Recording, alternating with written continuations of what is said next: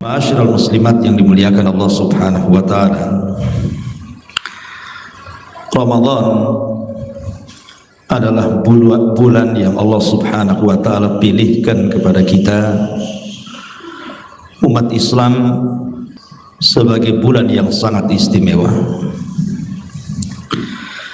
Begitulah Allah Subhanahu wa taala yakhluqu ma yasha'u wa yakhtar. Terkadang menciptakan makhluk-makhluknya, kemudian memilihkan makhluknya lebih utama dibandingkan sebagian yang lainnya.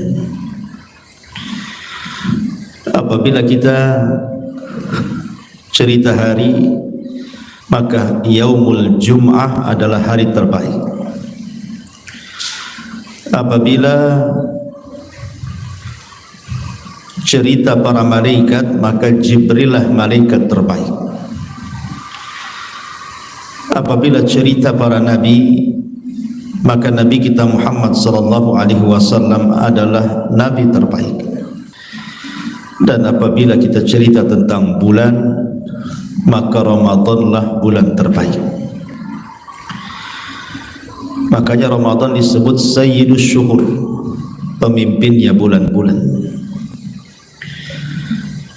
Ada apa dengan bulan Ramadan? Kenapa Allah Subhanahu wa taala memuliakan bulan ini?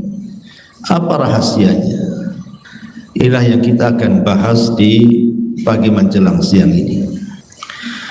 Ma'asyiral muslimat yang dimuliakan Allah Subhanahu wa taala, Ramadan itu diambil dari 3 kata. Ra, mim dan dhad. Artinya pembakaran. Karena Ramadan itu membakar dosa,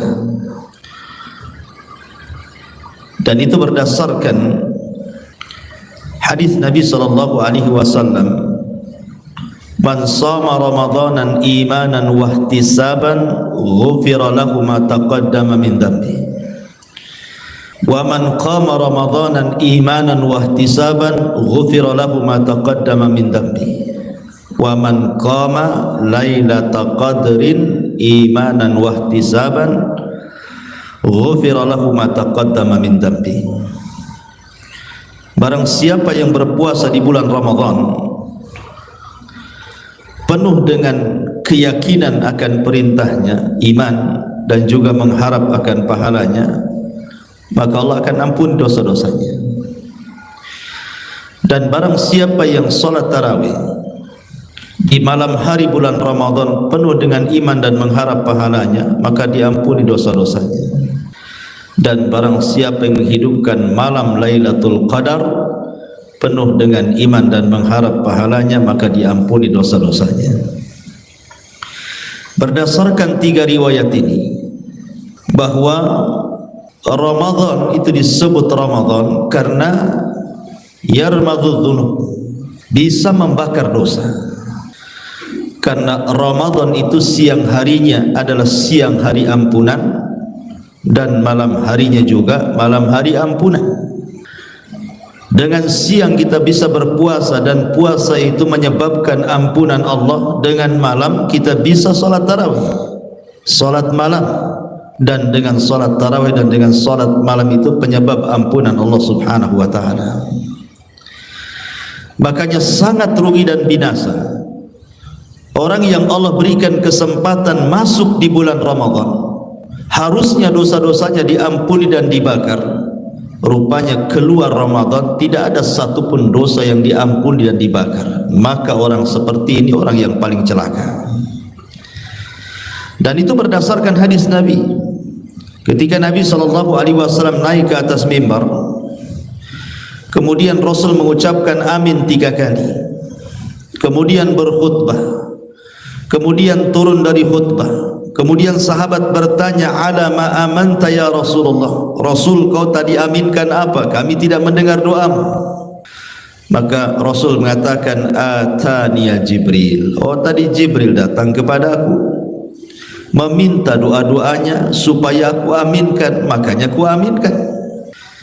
Kemudian Nabi SAW menyebutkan di antara doa malaikat Jibril yang diaminkan Rasul dan disaksikan para sahabat itu, raghima anfu rajulin adraka Ramadan, thumma kharaja falam yughfar min dhunubi. Celaka dan binasa, hancur dan binasa orang yang diberikan kesempatan masuk di bulan Ramadan kemudian keluar dari Ramadan, satu dosa pun tidak diampuni. Celaka dan binasa, kata Nabi. Maka Rasul pun mengaminkan doa Jibril ini. Makanya karena Ramadan itu kesempatan menggugurkan dosa, menggempur dosa, maka kapan lagi kita mendapatkan ampunan sehebat bulan Ramadan ini? Bahkan lebih hebat daripada itu, kalau Ramadan tahun kemarin kita bisa memakmurkan dengan baik, kemudian Ramadan tahun ini juga kita bisa memakmurkan dengan baik, kata Nabi, ar-ramadhanu ila ramadhani mukaffiratun bainahuma. Ramadan ke Ramadan berikutnya itu penggugur dosa. Itulah istimewanya Ramadan. Dari namanya saja sudah kita pahami bahwa Ramadan itu adalah bulan penggugur dosa, bulan ampunan. Ma'asyiral muslimat yang dimuliakan Allah Subhanahu wa taala. Lalu apa saja nikmat yang Allah Subhanahu wa taala anugerahkan di bulan Ramadan ini? Di antara nikmat-nikmat Allah di bulan Ramadan adalah inzalul Quran. Allah Subhanahu wa taala turunkan Al-Quran di bulan Ramadan. Bahkan bukan hanya Quran, tapi kitab-kitab langit sebelum Al-Quran juga turun di bulan Ramadan. Allah Subhanahu wa taala berfirman, "Syahrul Ramadhan alladzi unzila fihi al-Quran hudan lin-nasi wa bayyinatin minal huda wal furqan." Bulan Ramadan adalah bulan diturunkan Al-Quran sebagai petunjuk manusia dan juga pembeda antara hak dan yang batil. Dan Allah juga mengatakan, inna anzalnahu fi lailatul qadar. Sesungguhnya kami turunkan Al-Quran di malam Lailatul Qadar. Dan Allah juga mengatakan, inna anzalnahu fi lailatin mubarakah. Kami turunkan Al-Quran di malam yang penuh berkah.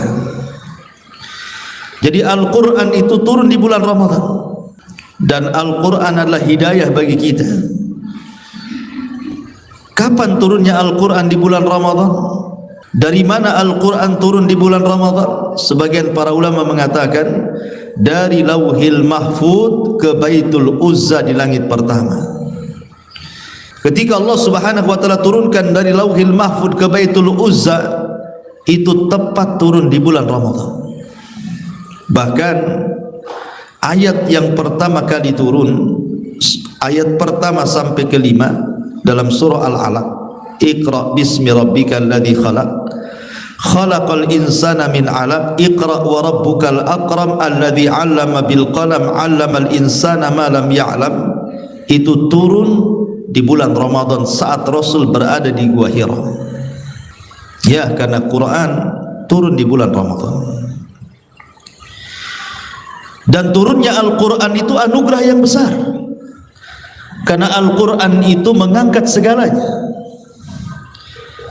Di zaman Nabi SAW ada seorang yang bernama Abdurrahman ibnu Abza. Tidak dikenal karena dulunya mantan budak. Tiba-tiba ketika Gubernur Mekah ini safar, kemudian berjumpa dengan Amirul Mukminin Umar bin Khattab radhiyallahu anhu. Umar bertanya kepada Gubernur Mekah ini, engkau meninggalkan Mekah, siapa yang mewakilimu di sana? Maka Gubernur Mekah mengatakan Ibnu Abza. Umar enggak kenal siapa Ibnu Abza, padahal dia wakil gubernur. Sehingga Umar mengatakan, Ibnu Abza ini siapa? Kok aku enggak tahu? Maka sang Gubernur Mekah mengatakan, dia adalah dulunya mantan budakku, kemudian ku merdekakan dan ku angkat menjadi wakilku di sana. Kata Umar bin Khattab, ya fulan, apa tidak ada orang merdeka? Kenapa kau angkat mantan budak sebagai wakilmu? Maka sang gubernur mengatakan, ya Amirul Mukminin, innahu alimun bi kitabillah wa alimun bi faraidillah wa idza qada bi adlin. Ya Amirul Mukminin, Ibnu Abza, Abdurrahman ibn Abza itu pakar Quran, pakar faraid, dan dia kalau memutuskan sebuah perkara diputuskan dengan keadilan, ya, karena berdasarkan keputusan Quran, dan dia pakar Quran, gimana tidak adil. Maka Umar bin Al-Khattab radhiyallahu an langsung mengatakan, sadaqa Rasulullah, sungguh benar ucapan Nabi, innallaha yarfa'u bihadzal kitaba aqwaman, terkadang ada beberapa kaum itu diangkat oleh Al-Quran, ya, karena Al-Quran mengangkat segalanya. Ketika Allah subhanahu wa ta'ala menurunkan Al-Quran lewat malaikat Jibril, maka Jibril menjadi pemimpin para malaikat. Ketika Al-Quran turun kepada Nabi sallallahu alaihi wasallam, maka Rasul menjadi sayyidul anbiya wal mursalin, pemimpinnya para nabi dan rasul. Ketika Al-Quran turun di bulan Ramadan, maka Ramadan menjadi pemimpin bulan-bulan. Ketika Al-Quran turun di malam Lailatul Qadar, maka malam Lailatul Qadar menjadi pemimpin malam dalam setahun. Ketika Al-Quran turun kepada umat Islam, maka umat Islam umat terbaik yang Allah katakan kuntum khaira ummah, kalian sebaik-baik umat. Begitulah Al-Quran mengangkat segalanya. Kalau seandainya Al-Quran mengangkat derajat Jibril, mengangkat derajat Nabi, mengangkat derajat bulan, mengangkat derajat malam, mengangkat derajat umat, coba bayangkan kalau seandainya Quran tertanam di hati-hati ibu, apa enggak terangkat ibu ini?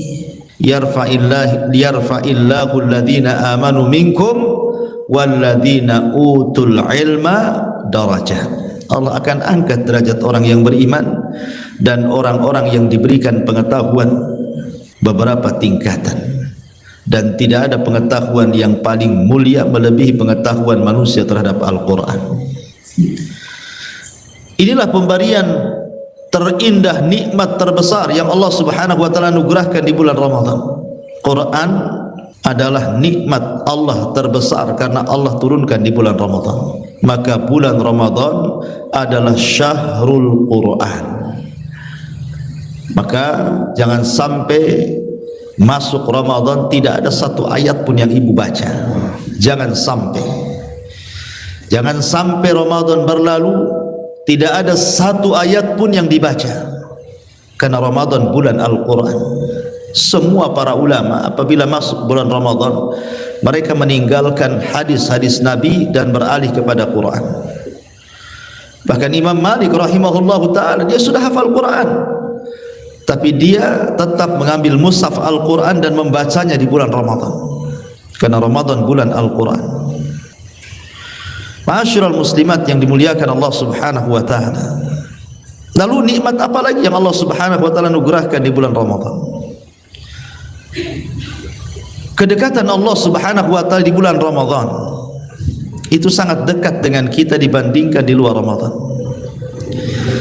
Makanya ketika Allah subhanahu wa ta'ala menyebutkan tentang ayat-ayat tentang kedekatan Allah dengan hambanya, Allah letakkan ayat itu di pertengahan ayat-ayat yang bicara tentang Ramadan. Wa idza sa'alaka ibadi anni fa inni qarib ujibu da'watad da'i idza da'an falyastajibu li wal yu'minu bi la'allahum yarshudun. Apabila hamba-hambaku bertanya kepadaku, katakan ya Muhammad, aku ini dekat, akulah yang mengabulkan setiap doa yang berdoa kepadaku. Ayat kedekatan Allah ini terselip di antara ayat sebelum dan sesudahnya bicara Ramadan. Ayat sebelumnya Allah katakan syahrul Ramadan alladzi unzila fihi al-Quran, bulan Ramadan bulan diturunkan Al-Quran. Ayat setelahnya bicara uhillat lakum lailatas siyam ar-rafathu ila nisaikum, dihalalkan bagi orang-orang yang berpuasa di malam hari boleh berhubungan dengan suami istri. Maka tengah-tengahnya Allah katakan wa idza sa'alaka ibadi anni fa inni qarib, apabila hamba-hambaku bertanya soal aku, katakan aku dekat. Seolah-olah kedekatan Allah di bulan Ramadan sangat dekat dengan hambanya. Oleh karena itulah maka Ramadan itu syahrud du'a, bulan berdoa kita kepada Allah, karena itu mustajab, bulan mustajab doa. Ramadan itu bulan mustajab doa. maka banyak-banyaklah berdoa di bulan Ramadan, karena kedekatan Allah dengan kita dekat sekali, terutama di waktu-waktu mustajab, seperti umpamanya kalau turun hujan, ketika rahmat Allah turun, itu terjadi di bulan Ramadan, lekas-lekas berdoa. Ataupun di hari Jumat setelah asar sebelum maghrib, itu waktu mustajab, cepat-cepat berdoa. Atau di antara dua azan dan qomat, antara azan dan qomat itu waktu mustajab, cepat-cepat berdoa. Atau saat seseorang hendak berbuka, itu waktu mustajab, cepat-cepat berdoa. Atau saat sepertiga malam akhir, waktu sahur, itu waktu mustajab, cepat-cepat berdoa. Atau waktu berkah di waktu pagi setelah subuh sebelum terbit matahari, itu waktu mustajab, segera berdoa. Itu waktu-waktu mustajab.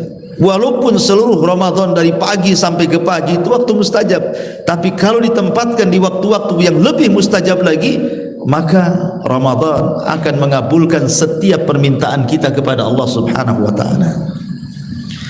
Terutama di malam hari. Di malam hari, Bu, minta kepada Allah Subhanahu wa taala agar ibu dimerdekakan dari api neraka.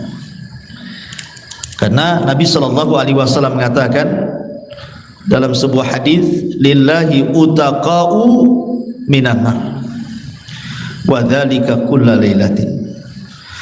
Jadi Allah Subhanahu wa taala itu akan memerdekakan hamba-hambanya, Bu, itu setiap malam di bulan Ramadan dari api neraka. Subhanallah, kesempatan yang indah bagi kita.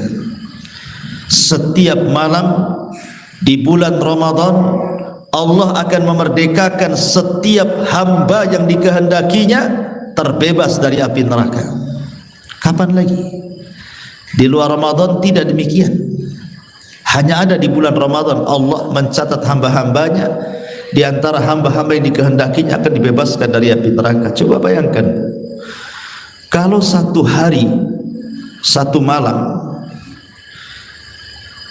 malam saja di bulan Ramadan, ibu berdoa kepada Allah Subhanahu wa taala, kemudian doa ibu dikabulkan, diijabah Allah, kemudian ibu ini termasuk orang yang dibebaskan dari api neraka atas kehendak Allah, apa yang terjadi, Bu?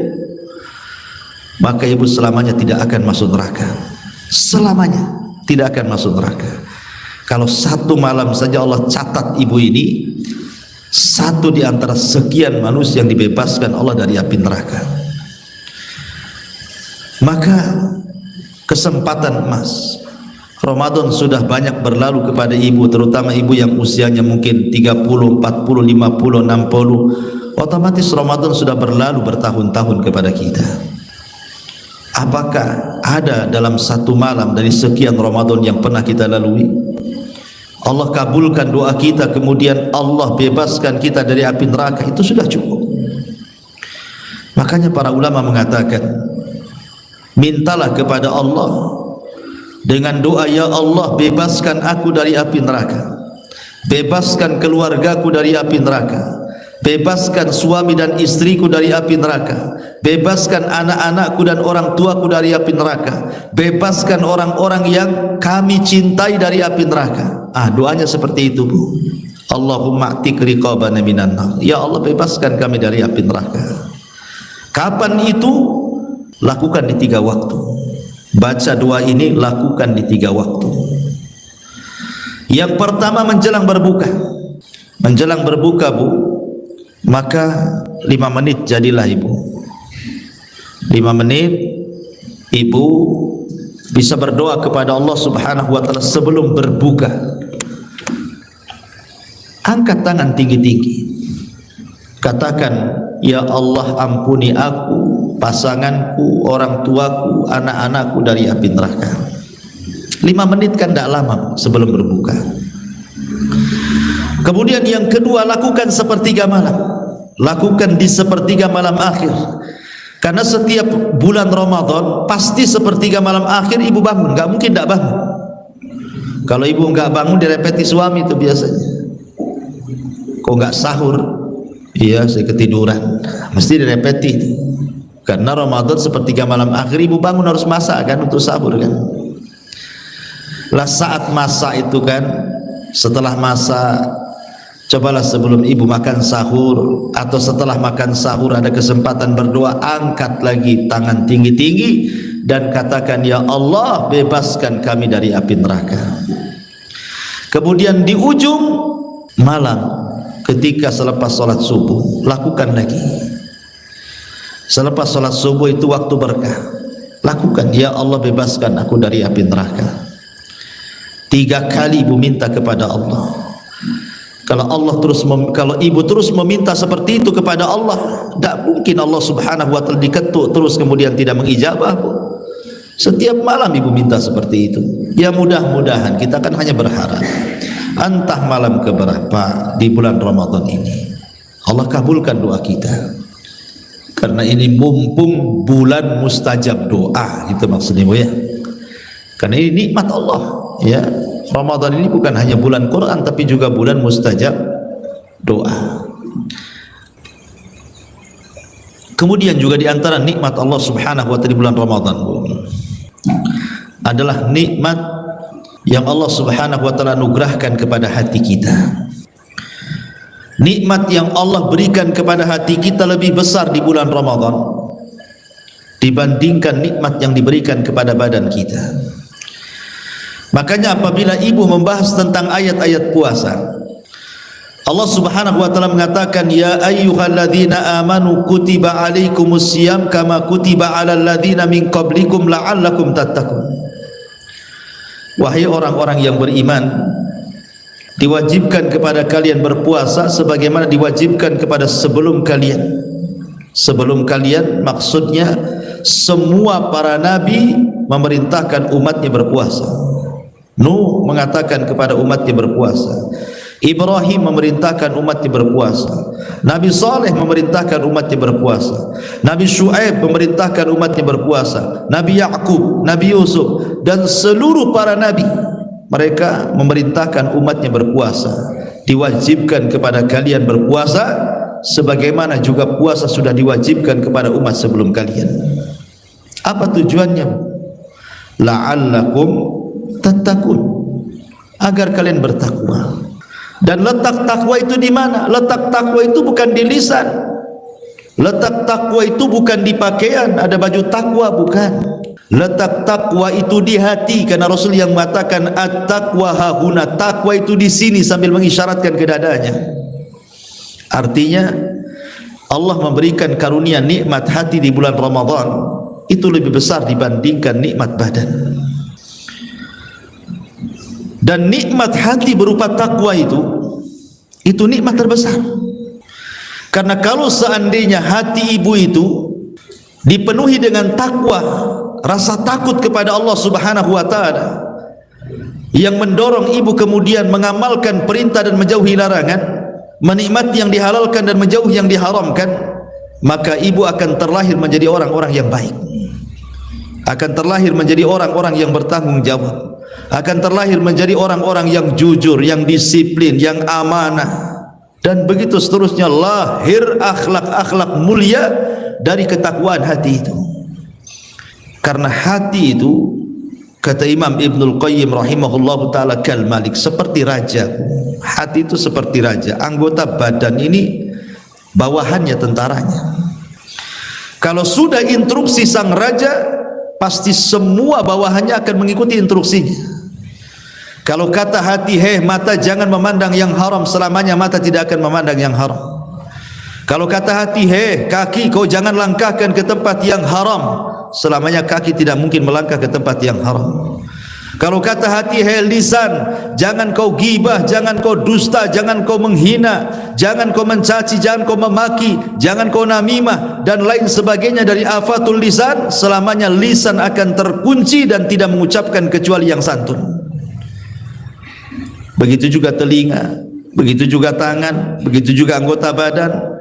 Karena hati itu menentukan kebaikan badan. Kata Nabi, idza saluhat saluhal jasadu kulluh wa idza fasadat fasadal jasadu kulluh ala wahyal qalb. Kalau dia baik, maka semua badannya ikut baik. Kalau dia jahat, maka semua badannya ikut jahat. Itulah kedudukan sang raja hati. Jadi kalau seseorang itu dianugerahkan kebeningan hati, ketakwaan hati di bulan Ramadan, maka saya pastikan ibu keluar Ramadan itu, Bu, pasti ibu akan berubah tuh. Ya, karena nikmat hati di bulan Ramadan itu lebih besar dibandingkan nikmat badan. Tetapi jangan sampai kemudian kesempatan untuk membersihkan hati di bulan Ramadan disia-siakan. Karena ada dua orang yang berpuasa. Yang satu dia berpuasa tidak mendapatkan apa-apa kecuali lapar dan dahaga. Yang satu pula bukan hanya dia menahan lapar dan dahaga, tapi juga dia mendapatkan nikmat hati berupa takwa. Karena Nabi SAW yang mengatakan, rubba sa'imin laisa lahul jaza illal ju'i wal atash.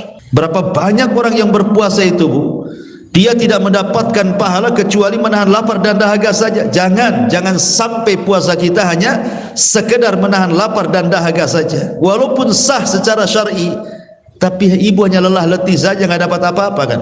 Percuma jadinya, tidak ada perubahan pada hidup ibu. Tetapi lakukan puasa itu bukan hanya sekedar menahan lapar dan dahaga, sampai ke tingkat takwa, la'allakum tattaqun. Karena nikmat hati di bulan Ramadan jauh lebih mulia dibandingkan nikmat badan, dan ini nikmat dari Allah Azza wa Jalla. Allah tarbiyah sehingga menjadi hamba Allah yang bertakwa. Bagaimana tidak bertakwa, Bu, orang yang berpuasa? Kalau coba ibu pikirkan, makan itu mubah, minum itu boleh.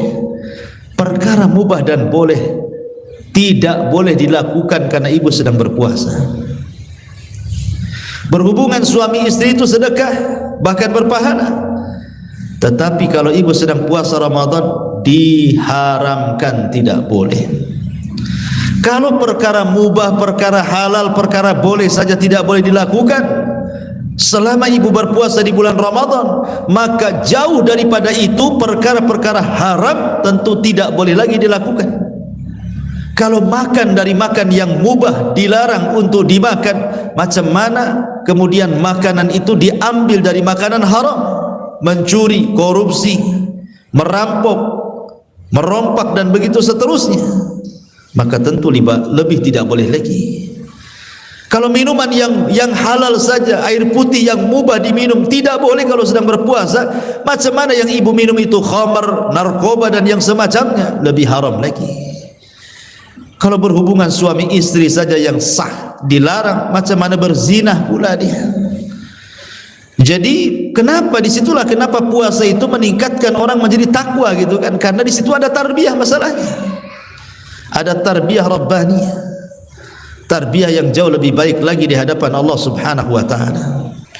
Masyarul muslimat yang dimuliakan Allah Subhanahu wa taala, itulah nikmat di bulan Ramadan. Ni'matul qalbi, nikmat kejernihan hati, menjadi hamba-hamba Allah yang bertakwa. Kemudian juga di antara nikmat bulan Ramadan adalah Nabi sallallahu alaihi wasallam pernah bersabda, "Idza ja'akum Ramadan," apabila datang kepada kalian Ramadan, syahrun mubarak, Ramadan itu bulan diberkahi. Faradallahu alaikum siyamahu, Allah wajibkan kepada kalian berpuasa.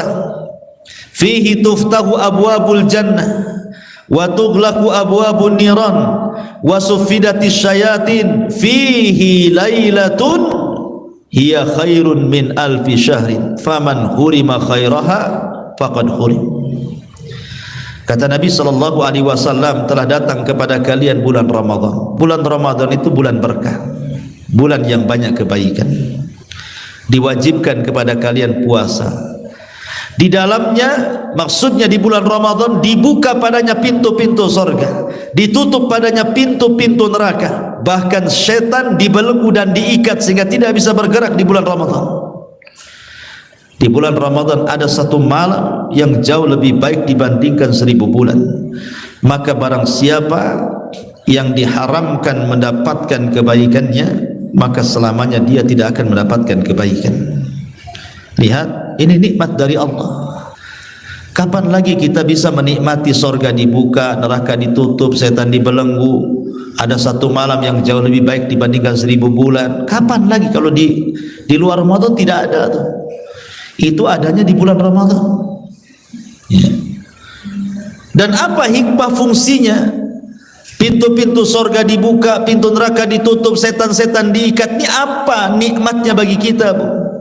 Nikmatnya bagi kita, kita lebih terangsang untuk melakukan ibadah.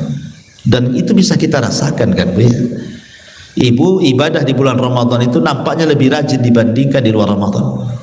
Bahkan umum manusia, bahkan bukan hanya orang yang kayak ibu suka ngaji, orang awam loh di luar yang nggak pernah ngaji saja.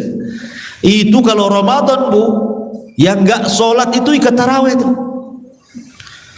Bahkan itu yang nggak puasa pun dia tarawih itu. Aneh kan, Bu? Nggak puasa tapi dia tarawih. Nggak sholat wajib tapi dia tarawih itu. Nggak sholat tapi dia puasa. Coba bayangkan, ini kan keanehan Ramadan namanya, ya. Kok bisa gitu, ya?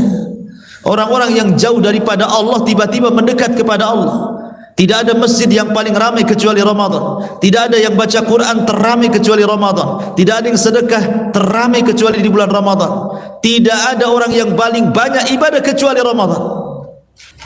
Ya, karena itu efek daripada pintu sorga dibuka, pintu neraka ditutup, setan pula diikat. Nah, itulah efeknya kayak gitu. Ya. Sehingga manusia itu semangat untuk ibadah. Kita lihat di masjid-masjid itu, sampai ke tingkat musola, sampai ke tempat-tempat sandal. Bayangkan, ada orang tarawih itu ngampar tikar sama terpal. Saking ramai membeludaknya manusia itu di bulan Ramadan untuk datang ke masjid. Bahkan kalau nggak ke masjid malu dia. Sampai seperti itu, luar biasa. Orang baca Quran juga. Coba kalau di hari-hari biasa habis Isya, Bu, ada ibu dengar baca Quran? Tidak ada, kecuali ada orang mati lagi yasinan. Nah, nampak tuh dengar. Tapi kalau hari-hari biasa nggak ada kemalangan, nggak pernah dengar kita baca Quran tuh. Tapi kalau setiap malam bulan Ramadan, musola ini tadarus, musola itu tadarus, masjid ini tadarus, masjid sono tadarus. Saking semangatnya, Bu, jam 1 masih tadarus, Bu. Jam 2 masih tadarus. Entah orang entah kaset datang. Tapi yang jelas bahwa saking semangatnya orang baca Quran itu sampai ngaji Quran tengah malam, nggak peduli komplain, nggak peduli ada yang komplain dan enggak, kan. Itu menunjukkan apa? Efek daripada pintu sorga dibuka, pintu neraka ditutup, setan pula diikat. Efeknya kayak gitu tuh. Sampai orang sedekah saja semangatnya semangat 45, Bu. Ibu kalau puasa Senin Kemis, puasa Daud, puasa Ayyamul Bid, coba ibu ke masjid, ada nggak yang ngasih iftar? Nggak ada, Bu. Tapi di bulan Ramadan hampir semua masjid itu ngasih iftar. Hampir semua masjid ada iftarnya. Digerakkan orang untuk bersedekah tuh. Yang bakhil saja jadi dermawan di bulan Ramadan itu ngasih iftar dia. Kenapa? Karena setan bakhilnya sudah diikat. Ya, sudah lepas tuh setan bakhilnya udah nggak menguasai dia lagi. Makanya kembali ke fitrahnya, dia masih ingin juga pahala di bulan Ramadan itu. Subhanallah, gitu ya. Sampai-sampai ya, walaupun mungkin terkadang ada yang menyelisih syar'i, ada yang tidak, kan. Sampai orang yang kemudian anak-anak muda ya ngobrol-ngobrol bangunin orang sahur gitu ya. Itu kan semangat tuh bangunin orang sahur gitu.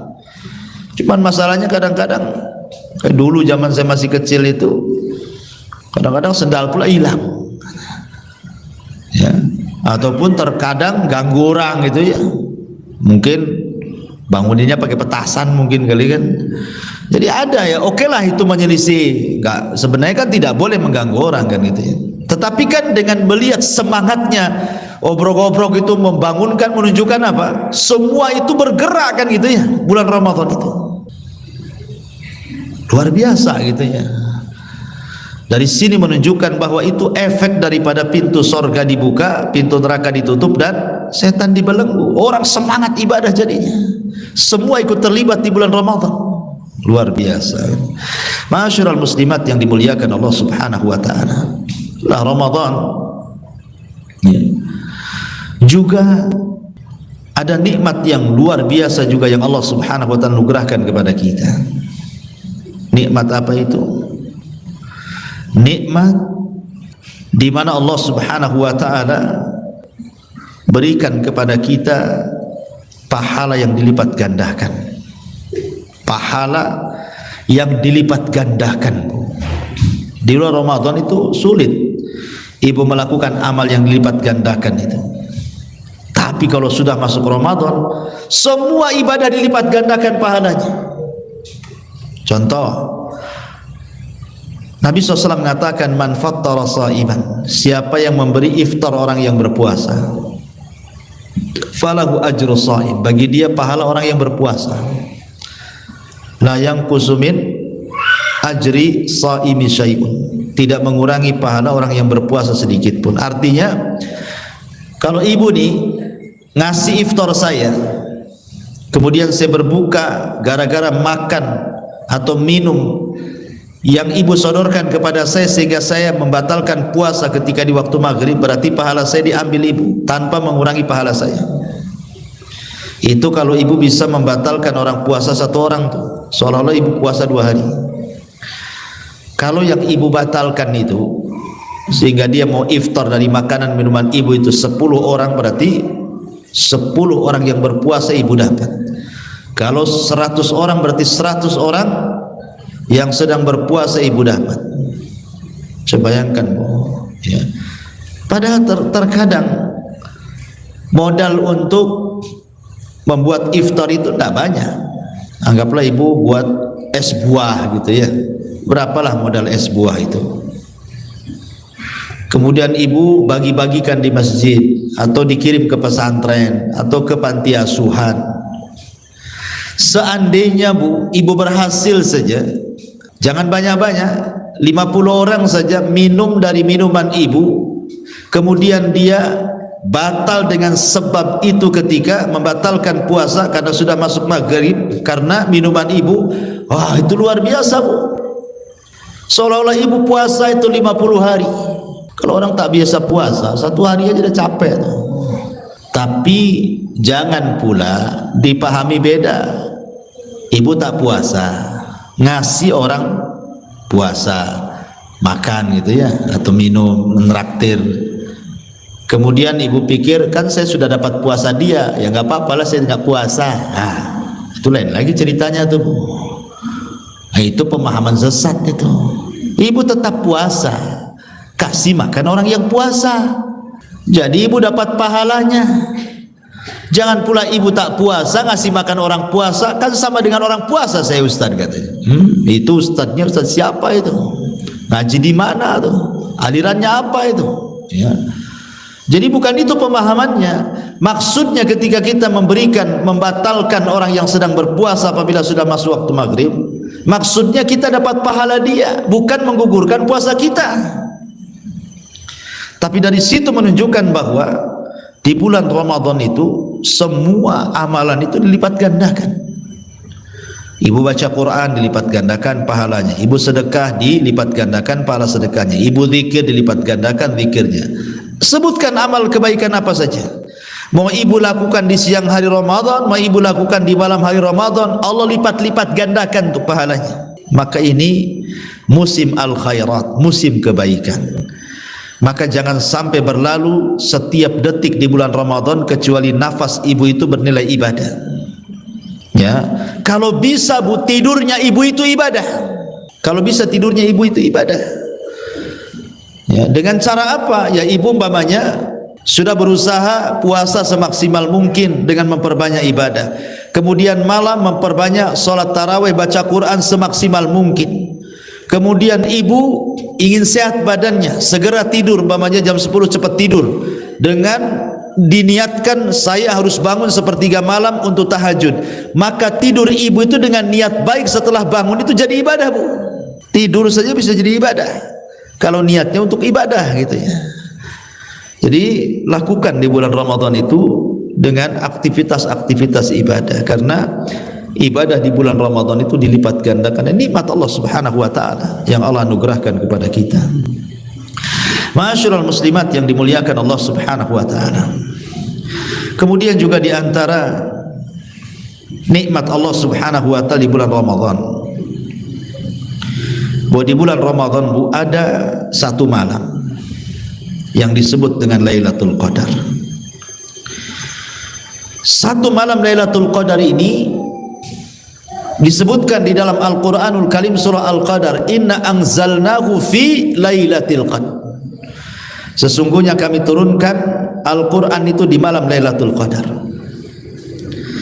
Lailatul Qadar itu kapan? Yang jelas dia di bulan Ramadan. Lebih tepatnya di akhir-akhir Ramadan. Lebih tepat lagi di 10 akhir Ramadan. Lebih tepatnya lagi di tanggal-tanggal ganjil bulan Ramadan antara 21, 23, 25, 27, 29. Antara tanggal-tanggal ini Lailatul Qadar. Tapi masalahnya kita tahu bahwa bulan itu kalau kita hitung dari belakang, dari 30 umpamanya kan, berarti kalau 30 tanggal ganjilnya jatuh ke 28, lewat kan 30, 29, itu 2, berarti 3 harinya 28. Kalau kita balik Bu, Ramadan itu dari mulai tanggal 30 ke bawah, maka tanggal ganjilnya di 28 kan itu Bu ya, 26, 24, 22, 20 itu kalau dari belakang. Tapi kalau dari depan 20, 21, 23, 25, 27, 29. Lah kalau kita sedikit berakal Bu, yang namanya Ramadan kan kita tidak tahu apakah dia 29 hari ataukah 30 hari, kan tidak tahu Bu. Ya. Sehingga karena kita tidak tahu tanggal ganjilnya itu berapa, karena Ramadan itu bisa jatuh di tanggal 29 selesai atau digenapkan 30, sehingga kita tidak tahu tanggal ganjil itu yang mana satu, yang 21-nya atau dua-duanya, yang 25-nya atau 26-nya, yang 27-nya atau 228-nya, kan kita tidak tahu. Makanya kata Nabi SAW, hidupkan 10 malam semuanya ibu-ibu hidupkan tuh. Dan jangan terpukau dengan tanda-tanda bulan atau tanda-tanda Lailatul Qadar yang disebutkan oleh para ulama, karena dikhawatirkan ibu itu bukan sedang mencari Lailatul Qadar, tapi sedang mencari tanda-tanda Lailatul Qadar. Oh kata Ustaz, Lailatul Qadar itu ya tidak panas ya tidak dingin. Ini tanggal 25 kok badan rasanya dingin. Iyalah ibu lagi demam ya. Boleh jadi ibu tidak bisa merasakan lagi demam. Ya, bagi orang yang sehat ya memang bisa merasakan enak gitu. Tapi bagi orang yang sakit tidak bisa. Apalagi tambahan cahaya, dari mana kita tahu? Semua listrik nyala. Kecuali dipadamkan satu dunia barulah nampak tuh ada tambahan cahaya. Maka jangan kemudian disibukkan dengan mencari tanda-tanda Lailatul Qadar. Udah hidupkan saja 10 malam terakhir mulai tanggal 20 sampai terakhir Ramadan. Saya yakin di 10 malam terakhir yang ibu hidupkan setiap malam, pasti ibu bertepatan dengan Lailatul Qadar itu. Tidak mungkin tidak, pasti ibu bertepatan dengan Lailatul Qadar. Kalau ibu bertepatan dengan Lailatul Qadar dan ibu sedang beribadah, berarti ibu dapat kebaikan selamanya. Contoh nih, ibu sering saya contohkan nih, ibu punya uang 100.000, kemudian ibu tukarlah 100.000 itu buat pecahan 10 ribuan. Berarti kalau ibu menyumbang setiap malam 10.000, 10 hari kan 100.000 tuh ya. Pamannya ibu 10.000 masukkan ke kotak infak, atau kasih ke fakir miskin, atau kasih ke pembangunan masjid, atau kasih ke pesantren, atau terserahlah, yang penting sedekah setiap malam. Kalau seandainya setiap malam ibu sedekah sampai akhir Ramadan, saya yakin Bu, dari satu malam yang ibu sedekah dengan 10.000 itu pasti bertepatan dengan Lailatul Qadar. Kalau itu bertepatan dengan Lailatul Qadar, seolah-olah ibu sedang bersedekah 84 tahun setiap malam 10.000. Coba Bu kalikan 10.000 kali 84 tahun, kira-kira berapa yang ibu sumbangkan tuh? Itu analogi sederhana ya. Ataulah ibu umpamanya setiap malam anggap baca qul huwallahu ahad Allahus samad lam yalid walam yulad walam yakul lahu kufuwan ahad. Cobalah ibu setiap malam jam 8 umpamanya atau jam 9, ya setelah tarawih atau sebelum tidur lah ibu baca qul huwallah itu 3 kali umpamanya selama 10 hari itu. Saya yakin bu, pasti dalam satu malam itu ada yang bertepatan dengan Lailatul Qadar ketika ibu membaca surah Al-Ikhlas itu. Kalau itu bertepatan dengan Lailatul Qadar, satu huruf baca Quran itu 10 kebaikan. Lah sekarang di dalam surah Al-Ikhlas itu berapa huruf bu? Kalikan menjadi 10 kali 84 tahun. Berapa ibu dapat pahala tuh coba? Nah, itu kan luar biasa Lailatul Qadar itu, dan itu hanya ada di bulan Ramadan. Kapan lagi? Ya, maka semangatlah, karena Ramadan ini adalah bulan bagi para mujahidin, orang-orang yang mau berjihad. Makanya peperangan di zaman Rasul itu kebanyakan di bulan Ramadan dan Allah menangkan. Perang Badar di bulan Ramadan Allah menangkan. Perang Fatu Mekah di bulan Ramadan Allah menangkan. Sepengetahuan saya baca sejarah bu, peperangan di zaman Rasul yang dilakukan di bulan Ramadan, sepengetahuan saya itu tidak ada yang dikalahkan. Kenapa? Ya karena siangnya mereka berpuasa, malamnya mereka sholat tarawih, dan mereka pun niat untuk menyerang musuh, sehingga sebab-sebab kemenangan itu ada. Karena puasa itu bisa melawan syahwat, sholat malam itu bisa melawan syubhat. Syahwat itu dari hawa nafsu, syubhat itu dari setan. Berarti puasa di siang hari bisa melawan hawa nafsu, sholat malam dengan baca Quran di malam hari bisa melawan setan, maka secara otomatis melawan orang kafir bisa dikalahkan. Ya, maka saya katakan bu, puncak daripada hawa nafsu itu kan berapa bu? 4 kata Imam Ibnul Qayyim itu puncak hawa nafsu, puncak syahwat. 1 banyak ngomong, 2 banyak makan, 3 banyak tidur, 4 banyak main, jalan sana jalan sini. Orang yang berpuasa bu, 4-empatnya ibu bisa kalahkan. Banyak ngomong, orang puasa tidak maulah ngomong banyak-banyak bu, haus, nanti minum pula kan, itu batal puasanya. Jarang kita lihat ada orang puasa itu nyerocos saja, jarang bu. Tapi coba ibu gak puasa, ngobrol berdua itu di teras masjid sampai sore, asal ada aqua gelas saja kan bu, jadi itu ngobrol tuh.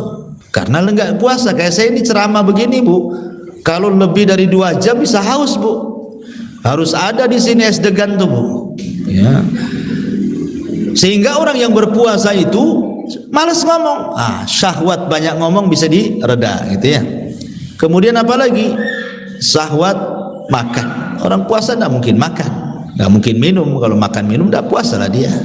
Kemudian apalagi tidur, orang lapar itu bu, puasa kan lapar, haus, susah tidur ya. Cuman heran ibu ini kalau puasa kok banyak tidur pula, karena tidak normal tidurnya. Coba kalau normal tidurnya malam, siang nggak pernah tidur.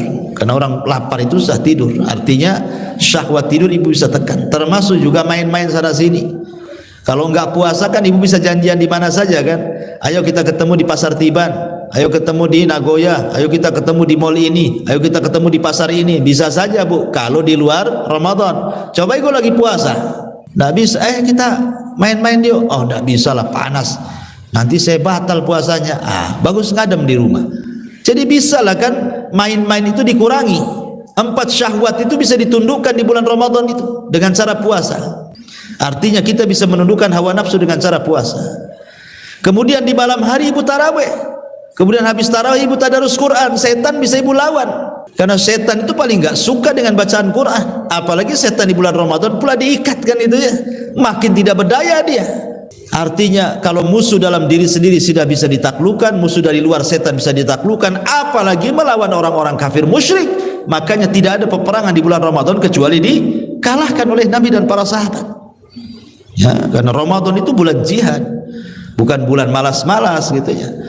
Makanya bagi orang yang beriman menghadapi Ramadan itu penuh dengan kesenangan.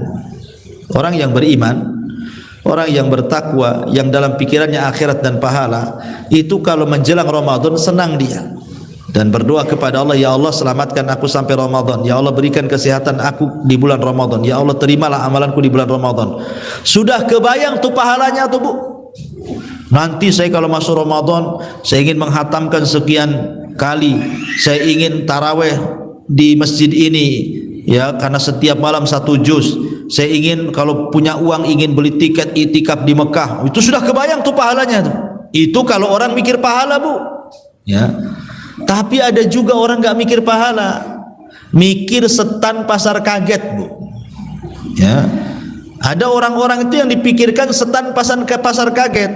Kasih cari di Tiban ada stan, nanya-nanya gitu kan, ada nggak ini stan, berapa bayar bulanannya? Oh udah nggak dapat, kena goyang nggak dapat, di Legenda nggak dapat, di Batu Haji, wah udah pusing dia. Ya, ada orang yang Ramadan itu otaknya otak duit, Bu. Ya. Duit dagang, udah kebayang tuh, wah ini saya bisa dapat ini nih, jual sepatu, jual pakaian bagus, jual pokoknya baju bagus itu, lebaran nanti orang itu beli. Ada orang itu pikiran bisnis saja tuh. Ya. Oke lah, ini masih mendingan nih, dia dapat keuntungan dunia kan, Bu. Tapi ada yang lebih parah lagi, Bu. Udah akhirat nggak dapat, dunia nggak dapat, rungsek aja pikirannya itu. Aduh Ramadan lagi, lapar lagi aku katanya.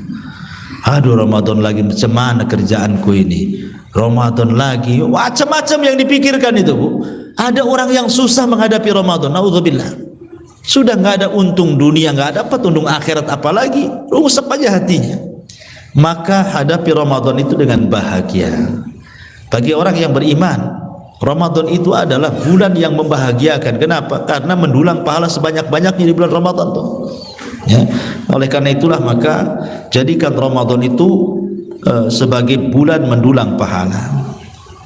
Ma'asyiral muslimat yang dimuliakan Allah Subhanahu wa taala. Kemudian juga di antara nikmat Allah di bulan Ramadan, jadikan Ramadan ini sebagai sumber kejayaan Islam. Jadikan Ramadan itu momentum untuk menjayakan Islam. Bagaimana caranya supaya Ramadan ini menjadikan momentum kita untuk Islam ini semakin jaya, semakin tinggi dan tidak bisa dikalahkan, ya. Karena ada perkara-perkara di bulan Ramadan itu kita disuruh menyelisih orang kafir. Dan menyelisih orang kafir itu sebab terbesar kejayaan Islam. Karena di antara sebab terbesar kelemahan Islam itu tasyabbuh bil kufar. Ya, menyerupai orang kafir. Makanya Rasul mengatakan man tasyabbaha bi qaumin fahuwa minhum. Barang siapa yang tasyabbuh dengan sebuah kaum maka dia termasuk kaum itu. Lalu apa hubung kait Ramadan dengan momentum kejayaan itu? Karena Nabi yang mengatakan dalam sebuah hadis, Nabi SAW mengatakan, la yazalu nas bi khairin, la yazalu nas bi khairin ma'ajjalul fitra wa yuakhiru sahur. Kata Rasul, manusia itu akan senantiasa berada di atas kebaikan. Islam ini akan senantiasa dijayakan selama orang-orang yang berpuasa itu menyegerakan berbuka dan mengakhirkan sahur. Ustadz, apa hubungan menyegerakan berbuka dengan mengakhirkan sahur dengan kejayaan Islam? Ini kan soal makan. Ya, ini kan bukan latihan perang, bukan beli persenjataan yang menguatkan. Jangan salah. Walaupun sahur itu hanya makan, buka juga makan, tapi di antara dua makan itu terkandung kejayaan Islam. Dari segi mana? Bukan makannya, tapi dari menyelisihinya. Kalau ibu buka segera, menyelisihi puasanya ahli kitab. Kalau ibu mengakhirkan sahur, juga sama, menyelisihi orang-orang kafir. Dan penyelisihan terhadap orang kafir itu sebab kejayaan Islam, karena kelemahannya ketika kita tasyabbuh dengan orang-orang kafir. Maka jadikan momentum Ramadan ini untuk kejayaan Islam.